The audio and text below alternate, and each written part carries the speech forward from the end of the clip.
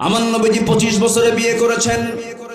মেয়ে ফাতিমাকেও বিয়ে দিয়েছেন অল্প বয়সে। নবীজি মেয়েকে বিয়ে দিবেন, ধনী ধনী মিলিয়নার বিলিয়নার খেজুর বাগানের মালিক সাহাবীরা আসছেন বিয়ে করতে। রাসূল বলছেন নট এলাও, হবে না, আমার পছন্দের লোক এখনো আসে নাই। সাইয়েদনা আলী সবার শেষে এসে সামনে লজ্জার মতো দাঁড়ায় আছেন, লজ্জাশীলতা তার মধ্যে কাজ করছে। রাসূল বলছেন আলী, তুমি কি আমার মেয়েকে বিয়ে করবা নাকি? হুজুর দিলে করা যায়, টাকা পয়সা আছে নাকি? হুজুর টাকা পাবেন কি? বাড়ি তো নাই। কি নাই? বাড়ি নাই। রাসূল তার বিশ্বের সেরা মেয়েকে বিয়ে দিচ্ছেন, বাড়ি নাই। এবার কি খোঁজে এখনকার মেয়ের বাপরা? কি খোঁজে? চাকরি আছে কিনা, বাড়ি কমান আছে, মঙ্গল গ্রহে অফিস আছে নাকি?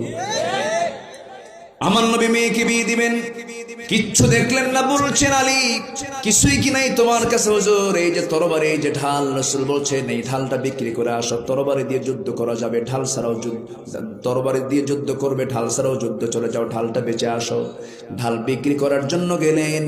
সকালবেলা সামনে ওসমান জিন্নুরাইন নবীজির বড় জামাই দাঁড়ায় আছেন, ধনী সাহাবী তিনি, কিন্তু দুনিয়ার এরকম ধনীর মতো ধনী না। নবীর কাছে এসে মাঝে মাঝে বলতেন, হুজুর আপনি আমার জন্য দোয়া করেন, আমি ওসমান, আমার জন্য সম্পদ কমে। আমি তো এই জীবনে কখনো পাই নাই কোনো লোক এসে বলছে হুজুর আপনি দোয়া করেন আমার সম্পদ যেন কমে যায়, এরকম দোয়া তো কোথাও পাই না। কিন্তু ওসমান ধনী ছিলেন, তিনি সম্পদ কমার জন্য দোয়া করেছেন।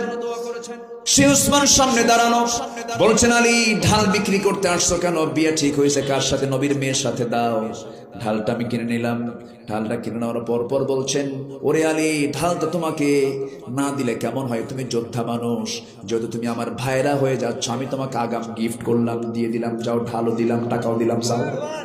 এমন ব্যবসা করলেন, টাকাও পেলেন, ঢালও পেলেন। নবীর সামনে দাঁড়ায় আছেন, টাকা দেখেন নাই রাসূল। ঢাল দেখে বলছেন আলী মনে হয় ঢালটা বিক্রি হয় না। হুজুর ঢাল বিক্রি হয়ে গেছে, কিন্তু যেই যে ঢাল দেখতেছে হুজুর, ঢাল বিক্রি করছে, আবার উপহারও পাইছি, টাকাও পাইছে। কে কে তোমার উপকারটা করলো? ওসমান।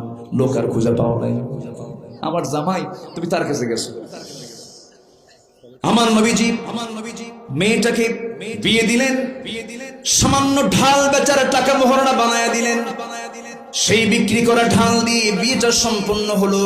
রাসূল বলছেন, ও আমার মেয়ে ফাতিমা, বিয়ে দিলাম, আজকের থেকে তোমার শ্রেষ্ঠ ঘর স্বামীর ঘর হবে, বাবার ঘর শ্রেষ্ঠ ঘর হবে না।